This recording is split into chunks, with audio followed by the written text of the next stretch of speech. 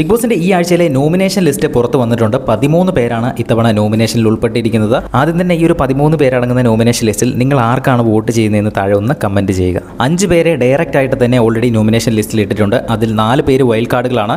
ലക്ഷ്മി, പ്രവീൺ, സാബുമാൻ, മസ്താനി ഈ 4 പേര് already direct ആയിട്ട് തന്നെ നോമിനേഷനിലുണ്ട്. കൂടാതെ ആര്യനും ഡയറക്റ്റ് ആയിട്ട് തന്നെ നോമിനേഷനിലുണ്ട്. അങ്ങനെ മൊത്തം 5 പേരുണ്ട്. പിന്നെ ഇന്ന് വീട്ടുകാരെല്ലാവരും കൂടി തിരഞ്ഞെടുത്ത ബാക്കി 8 പേരുണ്ട്. അതിൽ അക്ബർ 2 വോട്ടുകൾ നേടി. അക്ബറും അനീഷും നെവിനും 4 വോട്ടുകൾ വീതം നേടി അഭിലാഷും അനുവും റെനയും 5 വോട്ടുകൾ നേടി ബിന്നിയും അതുപോലെ തന്നെ ഏറ്റവും കൂടുതൽ 7 വോട്ടുകൾ നേടി ആദിലയും നോമിനേറ്റ് ആയിട്ടുണ്ട്.